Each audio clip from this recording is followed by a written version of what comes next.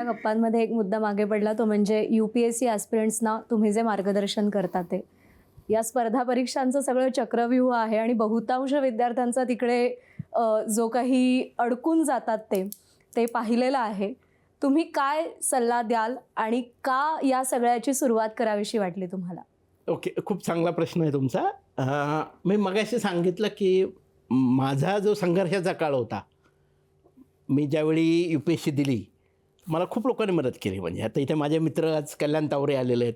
मी काही नसताना त्यावेळी त्यांनी मला सपोर्ट केला आणि के शाह सरांचं पत्र सांगितलं मी तुम्हाला. असे बरेचसे लोक होते की ज्यांनी कळत नकळत मला त्या काळात मोटिवेट केलं UPSCला. तर मलाही म्हणजे आपण समाजासाठी काहीतरी देणं लागतो, आपण काहीतरी परत दिलं पाहिजे जे ह्या स्ट्रगलमधनं जे कोणी जातात. आणि ती संधी खऱ्या अर्थानं उपलब्ध झाली ती व्हॉट्सॲपमुळं.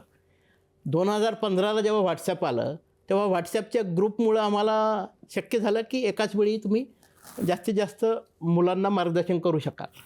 आणि मग आम्ही पहिलं तेलंगणाचं, आंध्र प्रदेश आणि महाराष्ट्र असे 2 ग्रुप तयार केले व्हॉट्सॲपवरती. सुरुवातीला फक्त IASची परीक्षा, जी त्याच्यामध्ये IAS IPS फॉरेन सर्व्हिस वगैरे सिव्हिल सर्व्हिसेस, त्याला मार्गदर्शन केलं आम्ही.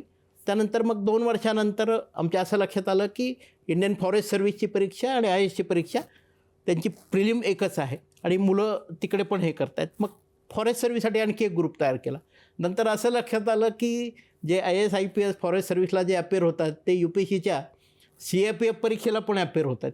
वयाची 25 वर्ष तिथे वयोमर्यादा आहेत, म्हणून त्यांच्यासाठी आणखी एक ग्रुप तयार केला. आणि मग जे समविचारी अशी मंडळी आहेत की जे समाजासाठी काही करू इच्छितात विनामोबदला, अशी मंडळी, मग त्याच्यामध्ये आपले डॉक्टर शैलेंद्र देवळणकर सर आहेत जे आम्हाला इंटरनॅशनल रिलेशनसाठी मदत करतात तेव्हापासून. नंतर आमचे पुण्याचे ज्ञानप्रबोधिनीचे डॉक्टर विवेक कुलकर्णी आहेत.